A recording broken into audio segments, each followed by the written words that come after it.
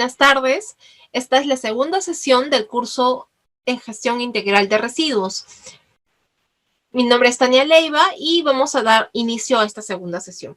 La clase anterior habíamos compartido un poco la historia de los residuos, la problemática que implicaban estos residuos hoy en día y la primera definición que nos daba la norma con respecto a los residuos y cómo podrían ser considerados, tanto por su naturaleza como por su gestión.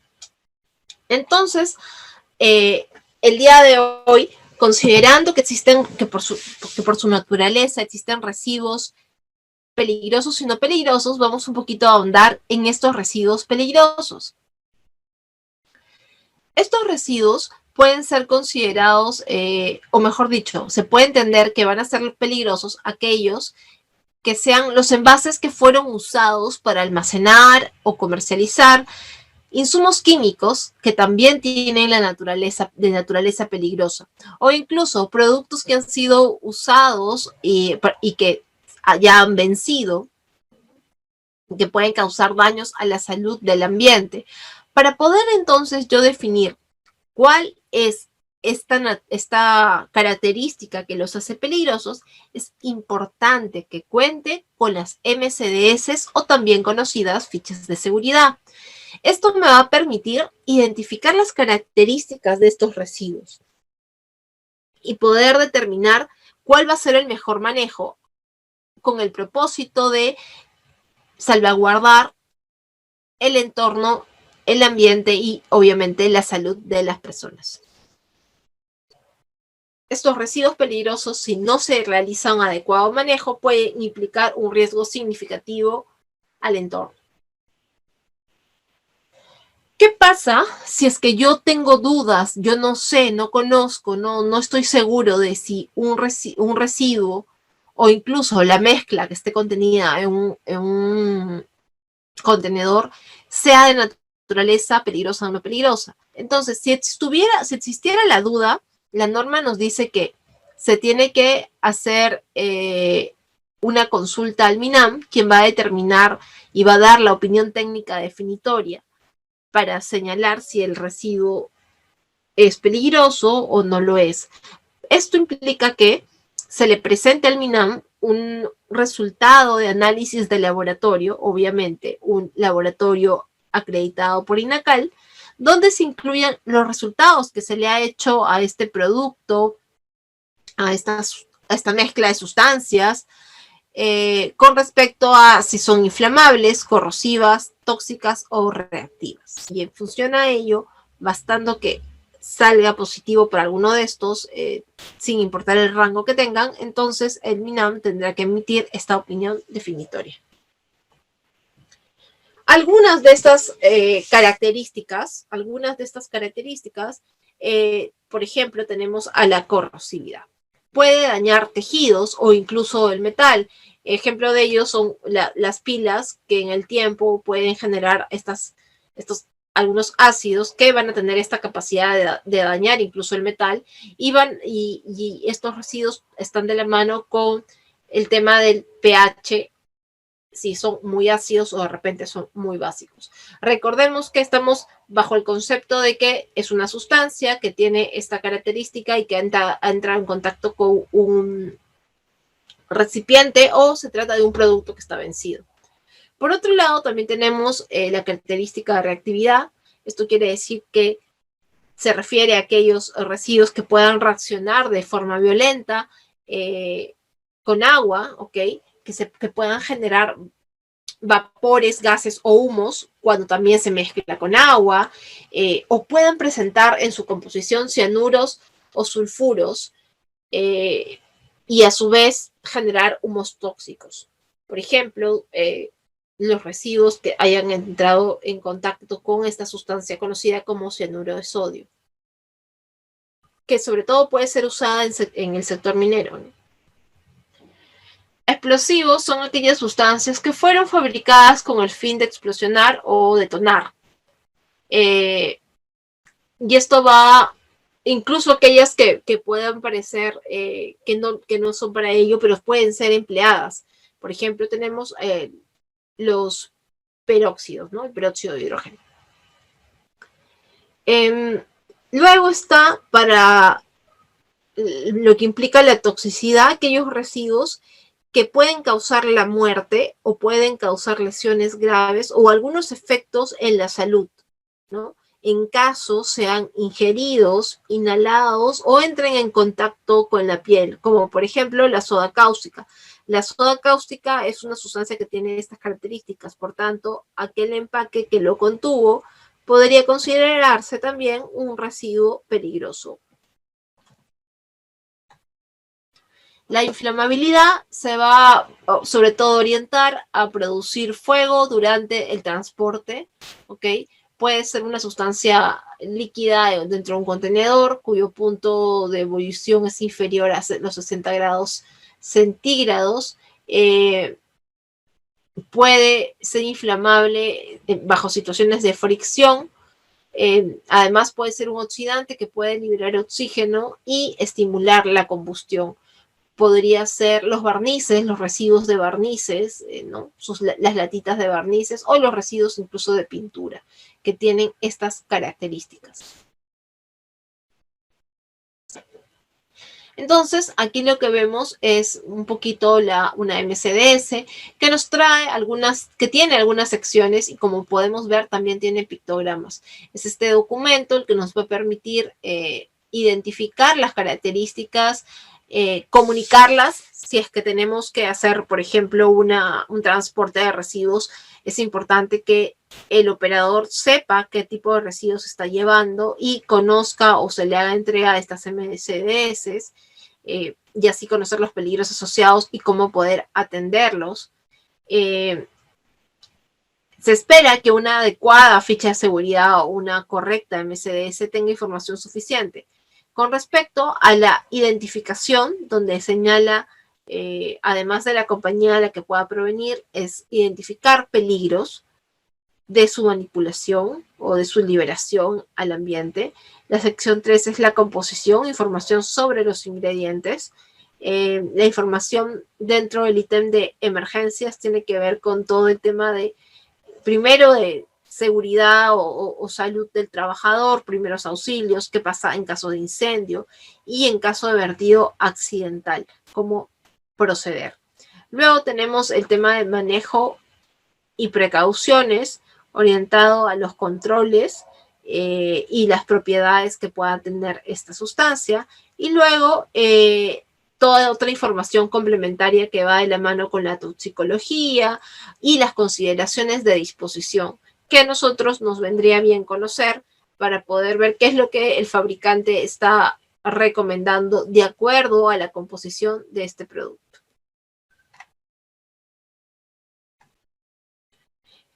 Uno de los pictogramas más empleados es el rombo de la NFPA. Este rombo de la NFPA, código 704, lo que hace es entregarnos una información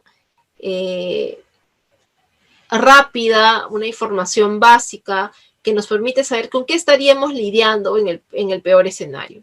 Entonces, en este rombo se identifican las condiciones, por ejemplo, de reactividad en el color amarillo, donde se consigna un número y cada uno de estos números, pues, implica un rango de peligrosidad, ¿no? Si vemos 4 en el rombo amarillo, significa que es una sustancia o un residuo con alta capacidad de explosión.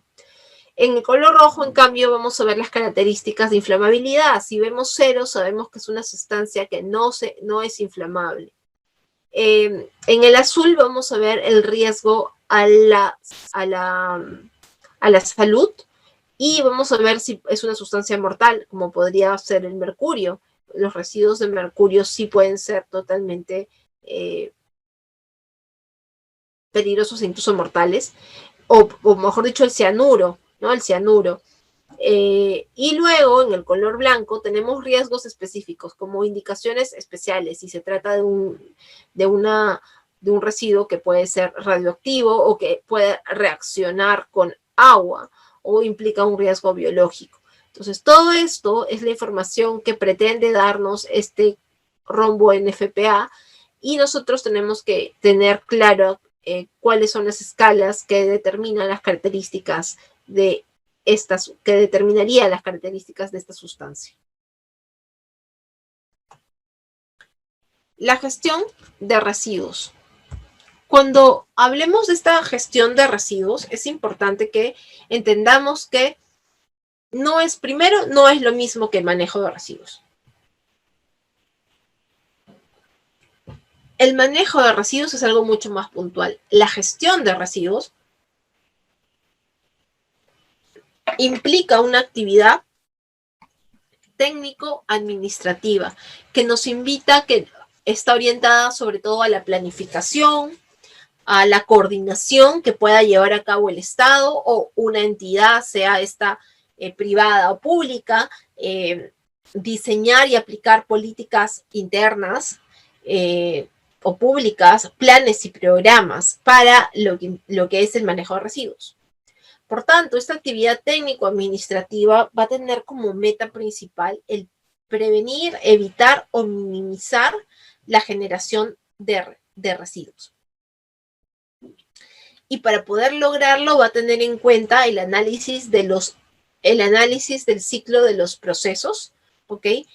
O va a analizar los procesos que están generando residuos, el análisis de ciclo de vida, para poder proponer o establecer aquellas áreas que serían las más sensibles o los mayores generadores que impliquen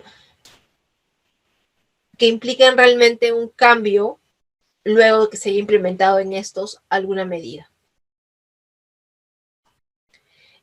Mientras por su lado, el manejo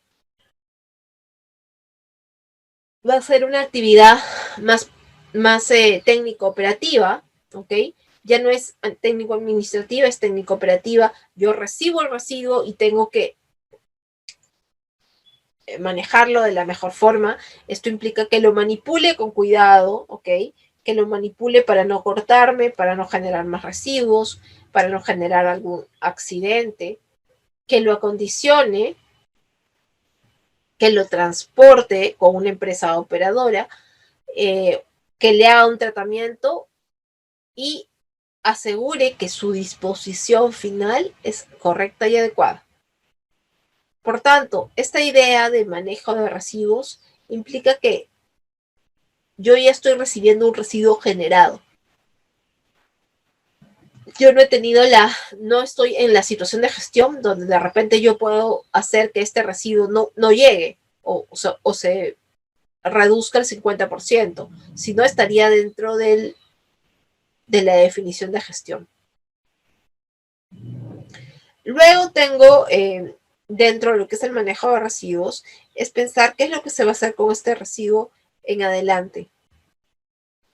Y de esta forma evitamos que se disponga, por ejemplo, en un botadero y pueda generar impactos a la salud y al ambiente.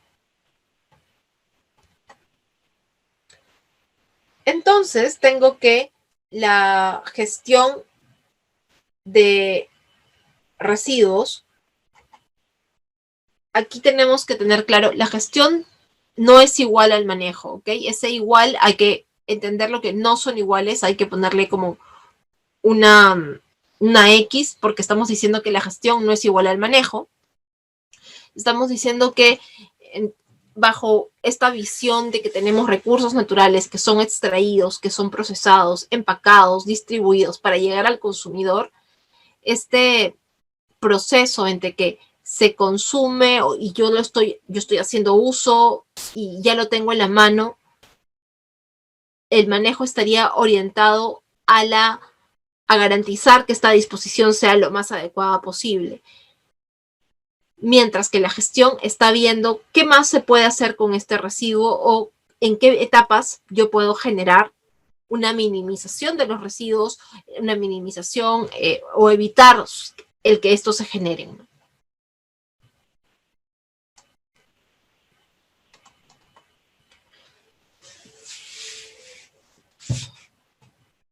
Luego, otra definición importante es la definición de minimización de residuos. Esta definición de minimización de residuos implica que se busque el disminuir su cantidad, sea esto en peso, o reducir su volumen. Y de igual forma, reducir las características de peligrosidad. Cuando yo también reduzco las características de peligrosidad de un residuo, también estoy aplicando o estoy haciendo minimización. Si yo tengo un proceso y en este proceso analizo, identifico cuáles son las causas y las causas de los problemas y identifico a su vez las oportunidades de mejora. Entonces, yo tengo la generación de residuos a consecuencia de este proceso, pero si yo hago esta identificación, voy a poder establecer algunas medidas de minimización que van a garantizar que ya no siga teniendo la misma cantidad de toneladas o la misma cantidad de metros cúbicos. Cuanto menos eficiente es un proceso, mayor cantidad de residuos se genera. Por tanto, lo que puedo yo buscar es hacer eficiente el proceso, porque al hacerlo eficiente, estoy logrando que se genere una menor cantidad de residuos. Esta minimización implica ser competitivo. Antes se pensaba que la competitividad estaba basado pues, en un producto que tuviera precio, un buen precio, que fuera de buena calidad y además estuviera asociado a un servicio correcto. Hoy en día, la competitividad ya no está dada solamente por esas tres aristas. También ha entrado a tallar la protección ambiental. Y esto va de la mano con este consumidor responsable, ¿no? Antes simplemente satisfacías tus necesidades y eso era suficiente. Ahora se busca que, además de satisfacer tus necesidades, también proteja el ambiente, porque este tema de la protección del ambiente es también una necesidad, lo que implica que hayan tecnologías limpias, consumidores responsables. Hay una legislación ambiental que en nuestro caso a nivel país también incentiva la minimización de residuos y autoridades competentes que van a estar pues verificando que se cumpla lo que señala nuestra norma. ¿Cuáles son las causas típicas de la generación de residuos? Si estamos en esta idea de que un proceso genera residuos, yo estoy haciendo un análisis, una identificación de los potenciales problemas que vendrían a ser o mejor dicho, las causas, cuáles son estos cuellos de botella que están generando la problemática de residuos. Y voy a encontrar algunas causas, como podrían ser rápidamente el inadecuado manejo de materiales e inventario. Por ejemplo, si tengo un proveedor de materias primas y este proveedor pues me falla mucho y últimamente las materias primas no son las mejores. Si tengo una fábrica o produzco mermelada en base a frutas, si mi proveedor me trae frutas que no se encuentran en las mejores condiciones, entonces no voy a tener un producto de calidad porque de repente va a ser muy ácido, el pH ya se pasa, o sea, por pH y el producto no está igual, por sabor. Entonces voy a tener que desechar esta materia prima y ahí voy a tener residuos. O incluso si tengo un inventario y tengo la materia prima y ha caducado. Caducó, eso también implica que se vuelva un residuo. O también puede ser, si es que no nos enfocamos en la materia prima, nos enfocamos en el producto. Tenemos un producto que queremos sacar al mercado, pero lo tenemos ahí guardado en el almacén.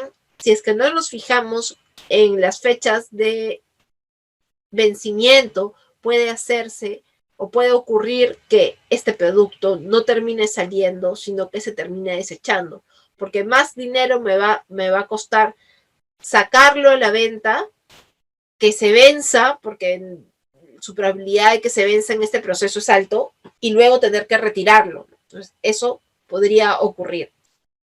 Otro ejemplo, otra causa que también genera residuos son los empaques, ¿no? A veces, no sé si ustedes han visto, hay te sirven o te compras un dulce que viene en una bolsa gigantesca, abres la bolsa, está dentro de, viene algún plástico donde ubican el producto y a pesar de eso, el producto está también embolsado, ¿no? Entonces, este excesivo uso de empaques también puede generar algunos problemas en cuanto a la cantidad y peligrosidad de residuos. También los asociados al tema humano, los operadores que pueden estar mal entrenados, mal capacitados y generar una segregación, no, por ejemplo, no realizan una buena segregación de residuos, ¿no? Esto se debe a que no están entendiendo cuál es el manejo adecuado. Luego tenemos algunas condiciones ligadas a los procesos o a las maquinarias, ¿no? A los rendimientos de estas maquinarias. Si yo tengo una maquinaria que hace que un producto, que hace que una materia prima rinda 100 y el cambiarlo va a significar que ahora me rinda 120, significa que esos 20 me están permitiendo desechar materia prima, ¿no? Evitar el desecho de la materia prima. Dentro de la minimización, entonces, vamos a ver que existen algunas, primero va a estar ligado a las regulaciones. Vamos a ver si existe una incentivación o un incentivo para lograr esta minimización. Por el otro lado, si esto está ligado a un tema de viabilidad económica, porque existen muchas opciones para poder minimizar los residuos. Yo tendré que usar aquella que esté ligada primero, si es que no va en contra de la normativa o si es que existe alguna normativa que pueda generar algún incentivo, si es que cualquiera de estos caminos que me ayude a minimizar implica un costo, cuál de esos costos es viable económicamente entre lo que voy a lograr reducir y la ganancia que esto implica. Si hay una viabilidad también tecnológica, la disponibilidad de tecnología y finalmente el compromiso que tenga el generador con respecto a todo su proceso, ¿no? Entonces, la minimización va a ser de podemos decir que va a ser de dos tipos. Por un lado, van a ser las acciones de reducción en el origen y por el otro lado, las acciones de recuperación, reciclaje o reutilización. Con respecto a la reducción en el origen, tenemos que hay un control en el origen. Cuando hablamos de control en el origen, estamos hablando de, o mejor dicho, reducción en el origen, aquellas acciones que el mismo generador puede llevar a cabo. Específicamente, cuando hablamos de control de origen, estamos orientados a mejoras en los procesos de operación y mantenimiento. Si tenemos una máquina que está fallando y nos está generando, pues, generar desperdicios de la materia prima, ¿ok? O nos está haciendo fallar que nuestro producto salga con alguna deficiencia, pues esto implica mejorar y realizar el mantenimiento de esta maquinaria que puede funcionar de forma automatizada. Lo otro es cambiar procesos y equipos, porque hay una tecnología mucho más eficiente. El ejemplo que les daba. Por ejemplo, para lo que son algunas empresas de papel, de pañales, de toallas higiénicas, pueden tener una maquinaria, esta maquinaria genera cortes, estos cortes rinde una cantidad de toallas o de pañales, pero luego esto vemos que también hay una pérdida de materia prima. De repente el cambio del equipo va a generar que haya menos materia prima que tenga que ser dispuesta. Y esto, obviamente, a su vez tiene que ser analizado bajo la óptica de la viabilidad económica para hacer que la propuesta seleccionada sea viable. Y luego tenemos cambio en materias primas. Es un poco lo que les había comentado con respecto al tema de las fresas, ¿no? Luego tenemos cambios en los productos. Es decir, van a ser productos que podrían tener un ecodiseño. ¿Qué podríamos tomar como ejemplo en este caso? Por ejemplo, las botellas de agua. Las botellas de agua hoy en día, si ustedes son curiosos, van a darse cuenta que vienen con tapitas que vienen al ras de la botella. Antes, las botellas tenían tapas mucho más gruesas, de mayor grosor. Esto hace, obviamente, que haya un cambio en el mismo producto, porque ahora he decidido que las tapas sean menos gruesas, utilizo menos producto, menos insumo para generar este producto, cambia un poco la forma, cambia el producto, pero estoy garantizando que una vez que ya esta botella no sea usada, va a ser un residuo que implica menor cantidad de materia prima desperdiciada. Luego, la segunda opción a reducción en el origen es recuperación y reciclaje o reutilización, que va a estar ligado a que si es interno o externo. ¿A qué me refiero con interno o externo? Me refiero si es que la misma empresa le va a dar algún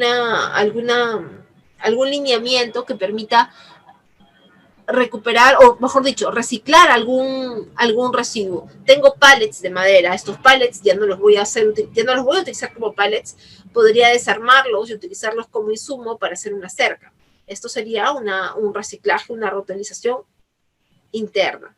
Pero si es que necesito contratar de repente a un tercero o enviar el residuo a este tercero, entonces hay una recuperación, pero que es fuera de la instalación o de las capacidades que tiene el propio generador.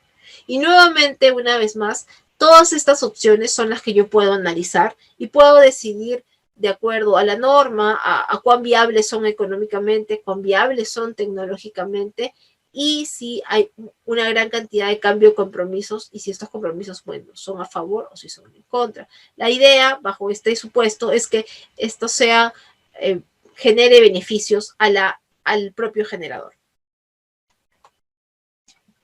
Dentro de las técnicas de minimización, también tenemos el mejorar la calidad de las materias primas, y esto es en respuesta al problema que podemos haber encontrado con los proveedores. Entonces, mi solución sería un cambio de proveedor o hacer una selección de proveedores.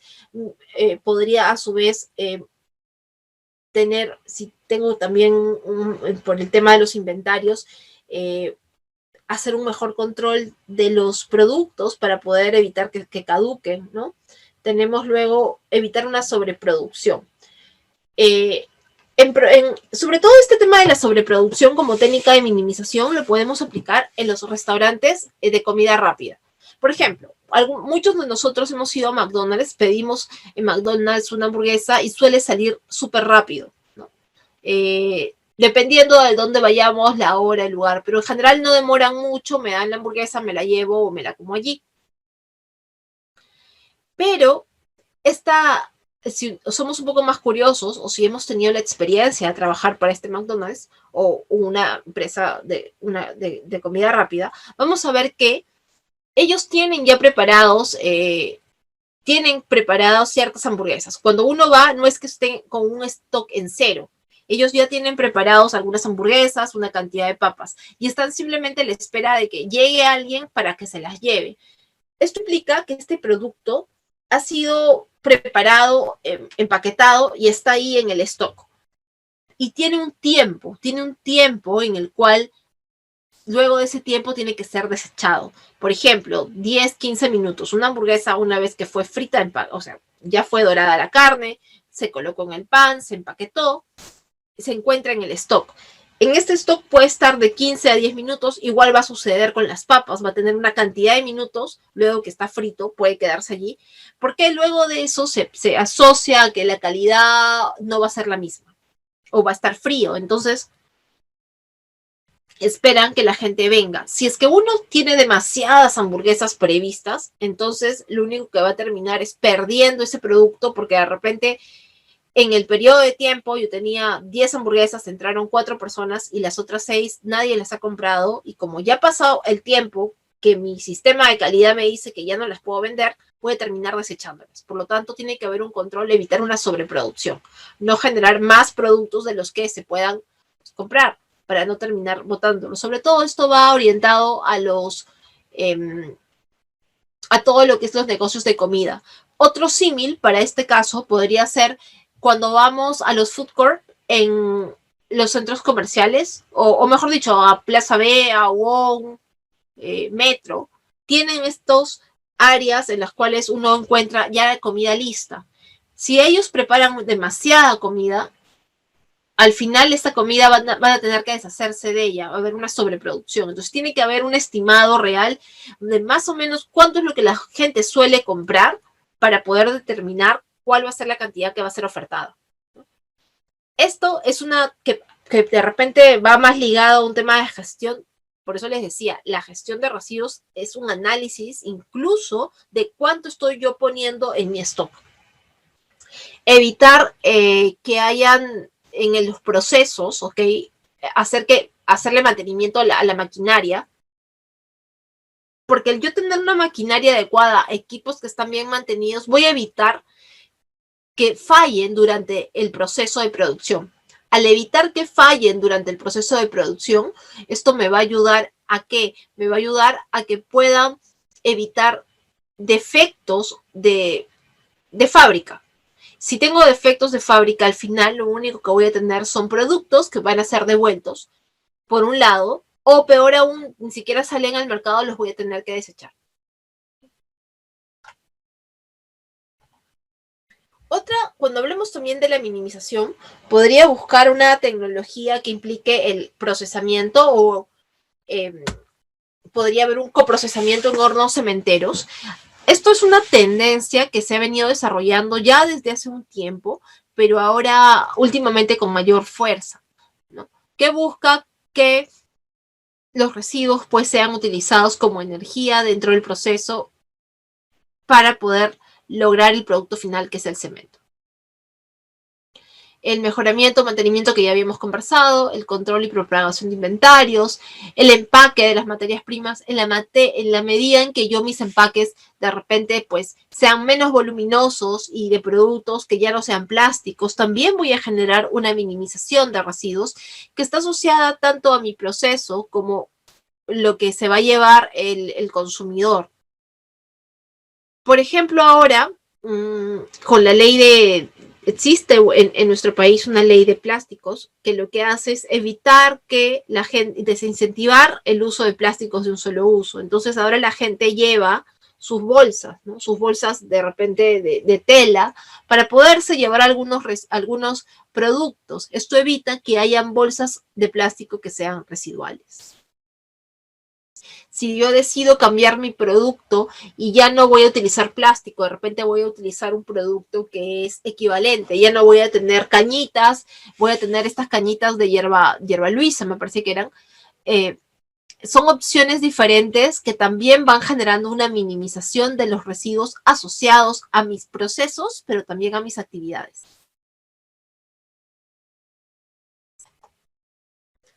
La misma segregación, habíamos dicho que si un residuo no peligroso se junta con un peligroso, automáticamente todo ese lote pues va a ser considerado un residuo peligroso. Y esto a su vez va a generar un impacto en el costo. Por lo tanto, la minimización aquí, por mejorar la segregación, no solamente va a hacer que tenga menos residuos, sino que se va a poder traducir en un ahorro. Por ejemplo, si yo tengo un residuo no peligroso, la tonelada de residuo no peligroso podría implicar un costo de 50 soles. Un residuo peligroso, en cambio, podría estar entre 350 soles y 500 soles. Es así, bueno, eso va a depender, pero pongámosle ese ejemplo porque no van por ahí, pudiendo ser mucho más, obviamente. Entonces, si yo mezclé estos residuos peligrosos con los no peligrosos, esa tonelada de residuos no peligrosos que quizás ya están totalmente mezclados, ya no va a significar un costo de 50, puede significar ya un costo mayor, que no es que se haya duplicado, ¿no? Estamos viendo que puede llegar a ser 10 veces su costo. Por eso la segregación también es una técnica de minimización. A su vez tenemos el reciclado y la recuperación. ¿no? En los procesos de tener los residuos de aparatos eléctricos y electrónicos. Tenemos la recuperación de los metales preciosos que se encuentran presentes en estos. O solamente también el poder recuperar el vidrio. El vidrio puede ser nuevamente procesado y generar un nuevo producto. Otra técnica es buscar que el residuo que yo genere sea menos peligroso, y es porque de repente cambié la composición de mi producto. Lo hice más amigable con el ambiente. Bueno, aquí nuevamente tenemos entre las técnicas la modificación del propio producto, porque de repente es mucho más, como les había dicho, menos peligroso. He reducido volumen porque hice una segregación, ¿ok? O porque de todo lo que yo botaba encontré que habían cosas que ya no iban a ir a ser dispuestas, sino que podían pasar a ser insumo de una nueva línea que yo tenga, o puede ser un insumo para otro proceso de un tercero. Puedo modificar procesos, el tema de la mejora y mantenimiento de los equipos, hacer procedimientos que respondan al análisis que yo hice con respecto a los principales problemas de residuos en un proceso, modificar la tecnología, cambiar la misma materia prima. Y finalmente el tema de los inventarios, ¿no? Para evitar el desperdicio de la materia prima, del recurso o incluso del mismo producto. Entonces, hasta el momento tenemos un poco la definición de lo que implicaba esta minimización, ¿ok? Siendo un término muy importante y que va muy de la mano con el tema de la gestión. Pero la gestión, además de estar de la mano con evitar o minimizar la cantidad de residuos, porque tiene este enfoque de los procesos, también va a valerse de la valorización. ¿Y a qué me refiero con valorización? Pues me refiero a que un residuo, ¿ok? Tiene una posibilidad de poder ser reutilizado o reincorporado. Entonces, es la operación por la cual logro que el residuo o un material que está presente en este residuo pueda ser nuevamente aprovechado, pueda ser utilizado como un insumo, pueda sustituir a un recurso natural, pueda entrar nuevamente al ciclo, al proceso. Por lo tanto, existe una valorización que puede ser material o desde el punto de vista energético. Material es porque el residuo ya no es un residuo o termina siendo un insumo del proceso. Y valorización energética implica que el residuo pues va a generar energía.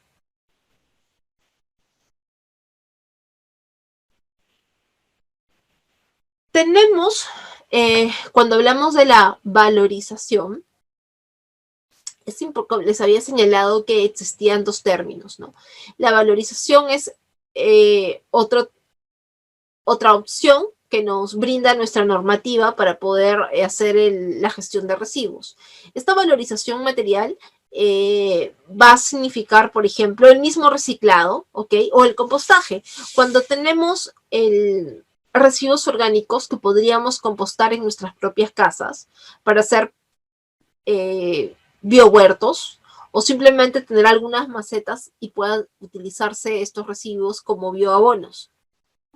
La recuperación de los aceites usados para que pueda generarse biodiesel puede implicar, por lo tanto, esta valorización material, la aplicación de procesos de transformación física, química, ¿okay? Que hagan que el residuo pueda ser usado como un insumo, y esto implica que es viable, no es algo inviable porque de repente para poder hacerlo es muy costoso, es muy difícil,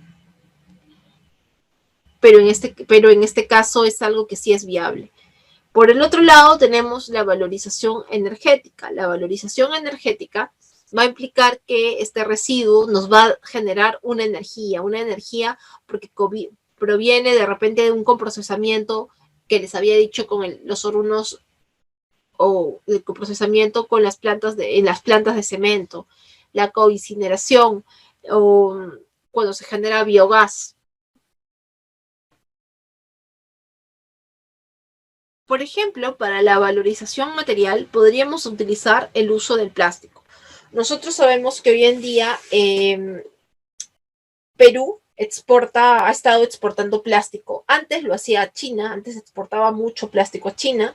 Ya no se exporta plástico a China, y no porque no se quiera, sino porque China cerró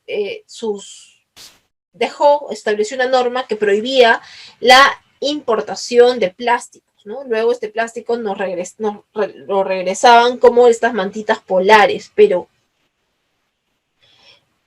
hoy en día aún se sigue exportando plástico, y siendo uno de los principales lugares donde se envía en Singapur. Entonces, ¿qué pasa? Tenemos estos residuos plásticos, ¿ok? Tenemos residuos plásticos que los vamos a desechar. Estos residuos, siempre y cuando sean de algunos plásticos que tienen potencial para ser reutilizable, ¿ok?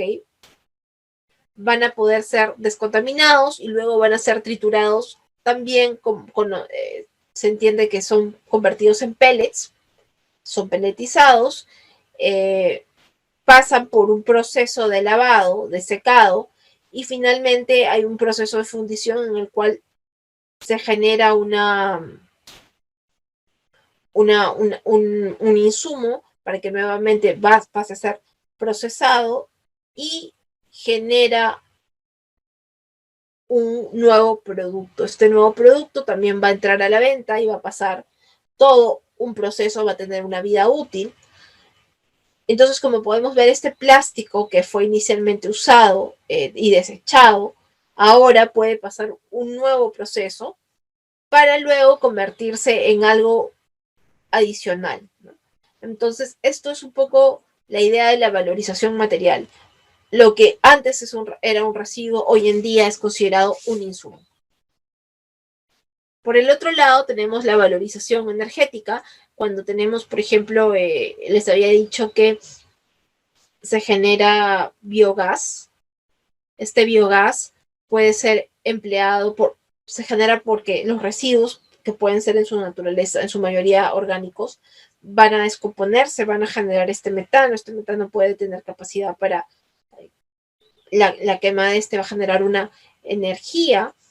Esta energía va a poder significar que puede aplicarse a un vehículo o de repente para generar electricidad.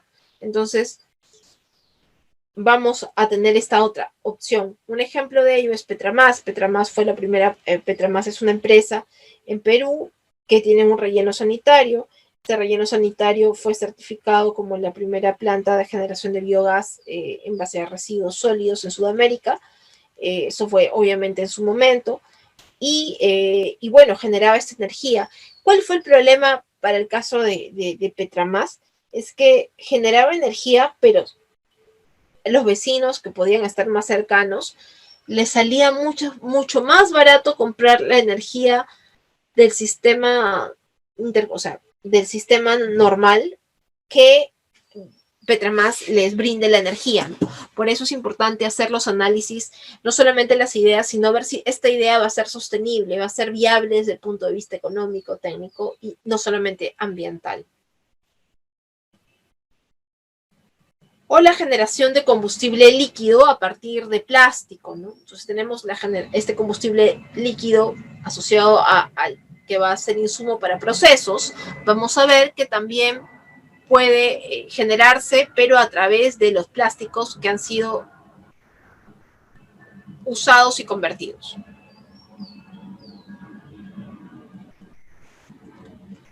Luego tenemos el tema de la disposición final de residuos.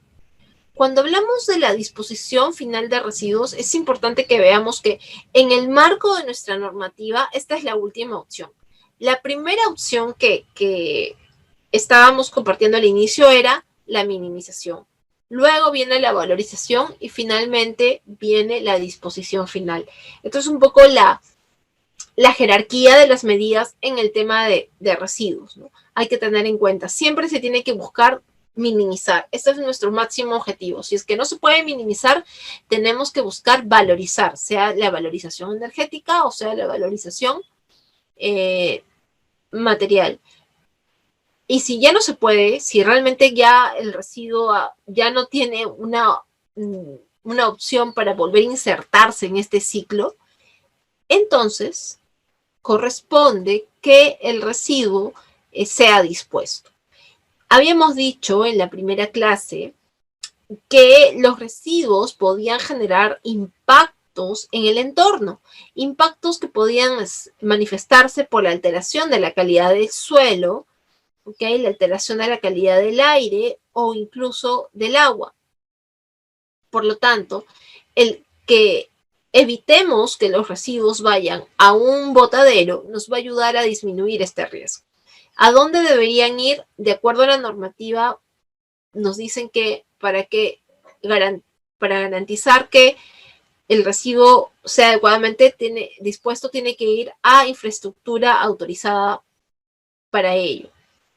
Siendo esta disposición final el último proceso de manejo, por eso les decía, una vez que hemos agotado todas las opciones, minimización, valorización, es el último proceso de manejo en forma permanente, sanitaria y ambientalmente segura. Porque una vez que yo los disponga, los residuos en ese lugar, pues se van a quedar ahí en forma permanente.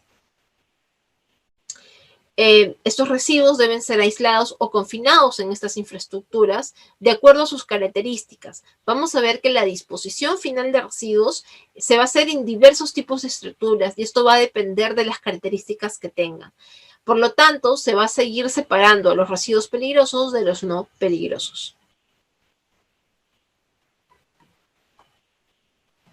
Estas instalaciones que garantizan una adecuada disposición final son conocidas como relleno sanitario.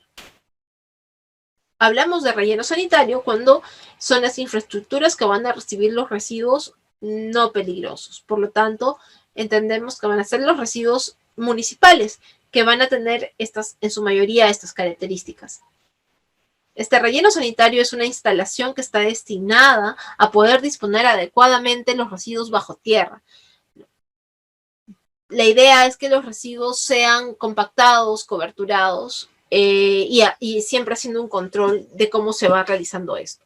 Existen en nuestra normativa, están reconocidos 3 tipos de rellenos. Un relleno sanitario manual, que implica que en estos rellenos se van a verter como máximo 6 toneladas al día. Esto va a aplicar mucho en zonas rurales y poco pobladas, mientras que los rellenos semimecanizados van entre 6 a 50 toneladas día y finalmente los rellenos mecanizados van a ser más de 50 toneladas día. Otra diferencia entre el relleno sanitario y mecanizado, por ejemplo, va a estar dada porque el relleno sanitario manual va a lograr o va a buscar hacer la compactación de residuos de forma manual, con equipos manuales, mientras que el relleno sanitario mecanizado va a aplicar maquinaria. También vemos entonces que estos rellenos sanitarios van a disponer los residuos y van a utilizar para eso algunos métodos. Vamos a hacer ahora como que un pequeño resumen, pero sí es importante mencionar que si ustedes tuvieran mayor interés para conocer cómo se realizan estos métodos de disposición, pueden consultar las guías en el MINAN con respecto a cómo se lleva a cabo esta disposición en rellenos sanitarios. El primer método es el método de trinchera. Este método implica que hay una excavación en el suelo, el suelo va a ser excavado, por lo tanto voy a sacar un material, que ese mismo material luego me va a servir para que yo pueda cubrir los residuos poco a poco. No es que yo saque los residuos, habrá hecho todo y recién lo cubro. Esto implica un proceso constante de vertir residuos, aplanar residuos, es decir, compactarlos, ponerles una capa de tierra y volver a echar otra capa de residuos y repetir el proceso, ¿no? Entonces, estos métodos de trinchera son esparcidos, los residuos son compactados, y como les digo, implica una excavación. Mientras que el método de área lo que va a hacer es no excavar, sino que va a aprovechar primero terrenos que pueden ser planos o de repente hondonadas naturales. Al no haber excavación, esto genera que se encuentre en zonas aledañas y muy cercanas al proyecto áreas que tengan material de cobertura para garantizar que pueda yo traer ese material de cobertura y como sobre el terreno simplemente voy a ir armando estas estructuras, voy a tener que ir disponiendo residuos, aplanando e ir armando, garantizando que estoy cubriendo los residuos, estoy cuidando los taludes para lograr que este relleno sea estable.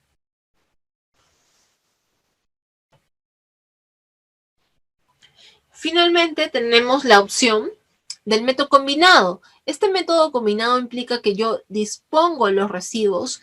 Primero, utilicé todo el método de trinchera, es decir, primero excavé, llevé los residuos, ya lo apliqué y ahora, para evitar utilizar más área, porque precisamente recuerden que hay un problema para el problema de ocupación de áreas que habíamos visto en la primera sesión, para evitar eso, lo que hago ahora es, sobre este mismo terreno donde yo he tenido la hondonada y donde he depositado los residuos, pues sigo acumulando los residuos, pero ahora aplicando el método de área.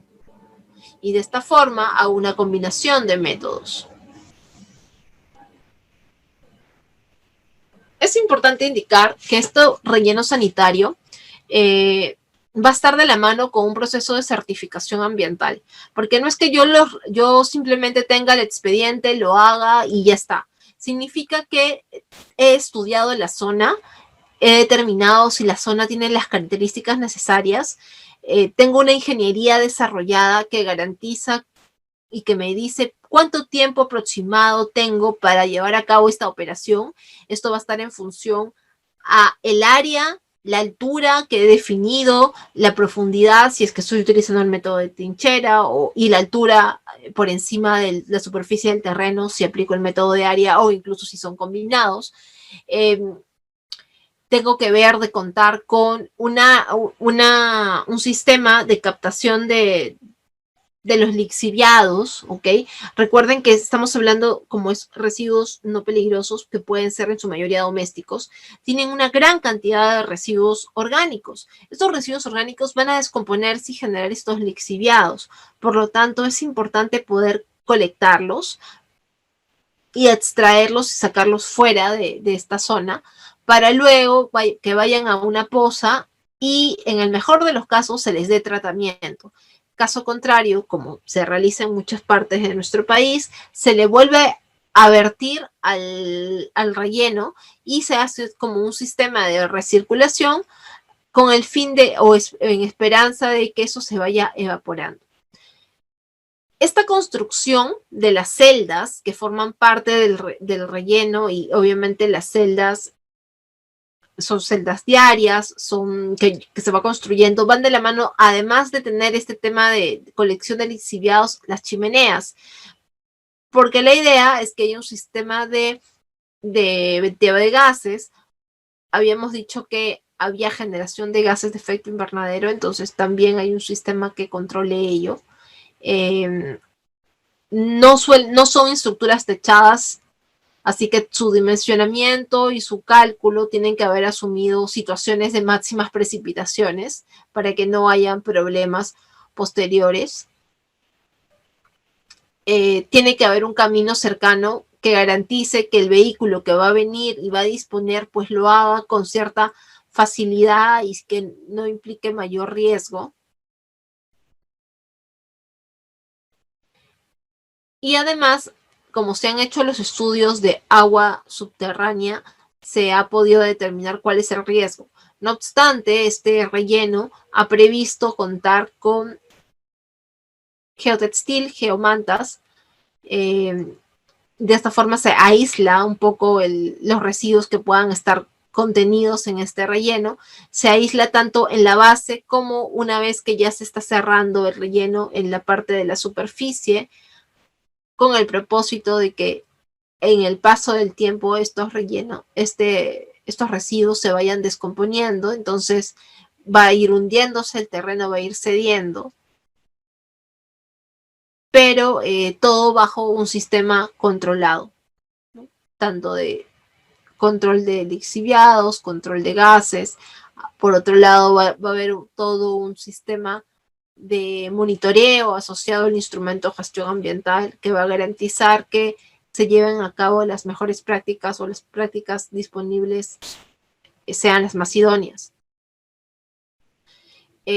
Cuando un relleno es llevado correctamente, lo que se espera es que la generación de olores pues sea un poco menor, precisamente porque se le está cubriendo con la tierra y está evitando que haya una entrada o relación con el oxígeno y que haya esta emanación en forma descontrolada.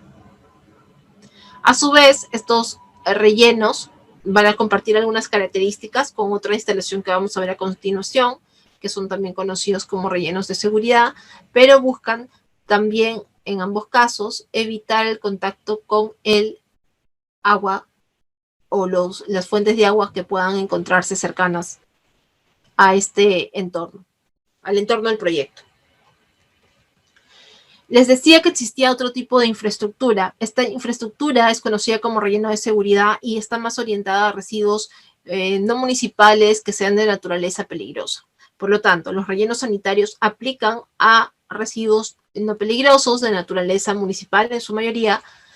También podría recibirse residuos no municipales, pero que sean no peligrosos. Mientras que estos rellenos de seguridad van a estar orientados a los residuos peligrosos y van a compartir, por tanto, muchas características con el relleno sanitario, porque al final su fin es el mismo. De acuerdo a la norma, su diseño es muy similar y también deben de estar cubiertos, deben tener un sistema de recolección de lixiviados, un sistema de cubierta. En ambos casos no se puede hacer construcción de viviendas encima una vez que estos rellenos hayan sido cerrados. Y además, una diferencia que puede haber con el relleno de seguridad corresponde al grosor de la geomembrana que se emplea para poder impermeabilizar la base. Para lo que son los rellenos sanitarios, ¿ok? La norma dice 1.2 milímetros de espesor de geomembrana como mínimo, mientras que los rellenos de seguridad, en cambio, tienen 2 milímetros de espesor de geomembrana como mínimo. Entonces, vamos a ver que existen algunas operaciones que se van a dar en ambos tipos de rellenos. En ambos casos van a haber sistemas que permitan el control y el pesaje de los residuos para poder determinar la cantidad que están recibiendo, porque esta cantidad está ligada a controlar la capacidad y la vida útil de estas infraestructuras. En el caso de relleno sanitario, siempre va a haber una nivelación y compactación para lograr construir estas celdas. En el caso de relleno seguridad, esto va a depender de la técnica que se decida aplicar. Por lo tanto, no necesariamente va a haber cobertura diaria. Como les digo, esto también va a estar de la mano con la técnica que se aplique. El relleno sanitario sí va a tener esta compactación diaria y va a tener una cobertura final, ¿no? Con material de un espesor no menor a 0,5 metros, o sea, 50 centímetros. Adicionalmente, va a estar asociado a monitoreos ambientales, monitoreo, por ejemplo, del agua subterránea que pueda encontrarse aguas abajo de la ubicación de este relleno. Puede haber monitoreos de calidad de aire, podría haber monitoreos de ruido, porque también va a haber todo un trabajo de entrada y salida, pues de vehículos que lleguen hasta esta instalación. Por su parte, el relleno de seguridad principalmente va a haber un tema de tratamiento de residuos previo al confinamiento, de acuerdo a la técnica que se aplique para esta disposición. también suele proponerse que existen chimeneas o drenes de lixiviados. Obviamente, de repente, si bien la norma lo ha establecido, podrían, de acuerdo a las técnicas de disposición, podrían omitirse previa aprobación en la certificación ambiental del proyecto de relleno de seguridad. Otra cosa importante es que los rellenos de seguridad suelen ser de propiedad privada, mientras que, mejor dicho, los rellenos de seguridad son de propiedad privada, mientras que los rellenos sanitarios en algunos casos pueden ser privados, pero también pueden ser gestionados por las mismas municipalidades.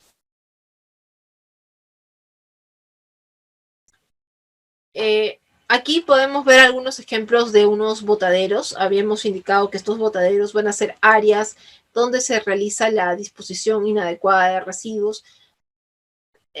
Cuando hablemos de ellos, en la normativa se hace referencia a este tipo de zonas cuando se habla de áreas degradadas por residuos. ¿Cuáles son estas diferencias entre los botaderos y los rellenos? Habíamos dicho que existían dos tipos de rellenos, pero vamos a hablar forma indistinta de rellenos en general, ¿ok? Versus los basurales o los botaderos, también conocidos como áreas degradadas. Tenemos primero que en los rellenos sanitarios hemos dicho que es importante la cobertura, mientras que en los botaderos no. ¿Por qué? Nadie se preocupa de hacer la cobertura. Tampoco nadie se preocupa de hacer compactación, a diferencia de relleno sanitario, donde sí hay un control de la compactación. ¿Por qué es tan importante la compactación? Bueno, es tan importante porque esto garantiza que se trabaje con la máxima capacidad del relleno, ¿no? Si no se hace una buena compactación, se va a terminar utilizando más espacio del que se requiere realmente. Luego hay un tema de mantenimiento inadecuado de los accesos cuando hablamos de los botaderos, porque obviamente todo el mundo se va a la zona que es tierra de nadie y el relleno o el acceso termina siendo descuidado, mientras que los rellenos sanitarios sí se conoce o sí hay un compromiso para el mantenimiento de las vías. Los botaderos no tienen un principio y un fin, no tienen una delimitación. Un relleno sanitario está circunscrito a un área y hay un control de ingreso, precisamente porque se tiene que saber de dónde vienen los residuos, quién los está enviando, qué tipos de residuos son y en qué cantidad. Con respecto al ingreso de residuos, en los botaderos no hay ningún control. Obviamente en los rellenos sanitarios sí lo hay. Con respecto a los registros, en los rellenos sanitarios, si es que sí existe un control de entrada de residuos, entonces también existe un control que nos dice cuál es el volumen y de qué actividades provienen. Mientras que en los botaderos no existe ningún registro porque ni siquiera se sabe cuándo se comenzaron a utilizar. En los botaderos puede haber un sistema de recolección informal, pueden estar los recicladores informales, que además de ser informales, por un lado pueden no estar capacitados, pueden haber sido olvidados, están expuestos a la contaminación, mientras que en los rellenos sanitarios no se promociona la existencia de estos recolectores o segregadores. En cuanto a la clausura de estos botaderos, una vez que se cierra o se prohíbe su uso, no hay un plan que se pueda ejecutar al momento, ¿no? Mientras que en el caso de los rellenos sanitarios, una vez que ya alguien decidió, o mejor se ha decidido su cierre, existen compromisos asociados al postcierre y al cierre. Por ejemplo, compromisos de monitoreo para hacerle seguimiento y evitar que esto, que se pueda evitar precisamente que no, que haya un inadecuado manejo. Luego tenemos el tema de los costos. Obviamente, un botadero que está abierto, que nadie controla, que nadie invierte nada, su inversión es súper baja, ¿no? Mientras que un relleno, uno de sus principales problemas podría ser el que sí va a requerir costos. Y además de costo, hay un tema de tiempo, hay un tema procedimental, de procesos, de procedimientos que van a garantizar que llegue a buen fin y van desde lo que va a ser tener un terreno hasta la certificación y finalmente la aprobación del expediente. Entonces va a demandar un esfuerzo en tiempo y en inversión. Y en cuanto a los impactos, bueno, como dijimos en diferentes momentos de la exposición de hoy y de la exposición pasada, hay un impacto sobre la salud de las personas y el ambiente en estos botaderos. Solamente por la presencia de los segregadores informales ya hay una afectación a ellos mismos, por un lado, como si se vierten en estas zonas que pueden estar cercanas, por ejemplo, a un río, ¿no? Mientras que en ese otro caso de los rellenos había un control, les había dicho que había una captación de los lixiviados, había un sistema de recirculación, en el mejor de los casos se plantearía un tratamiento, aunque a la fecha en nuestro país no existe ningún relleno que tenga un sistema de tratamiento, lo que aplicamos es recirculación. Y esto va a generar entonces menores riesgos a la salud y al impacto en el entorno. Dicho esto, por el día de hoy estaríamos cerrando la segunda sesión que nos dice un poco cuál ha sido la jerarquía establecida por la Ley de Gestión Integral de Residuos Sólidos, el Decreto Legislativo 1278, y algunas definiciones que nos van a ayudar a comprender en el marco de esta jerarquía de minimización, valorización y disposición, lo que nos va a ayudar a comprender las siguientes sesiones. Muchas gracias.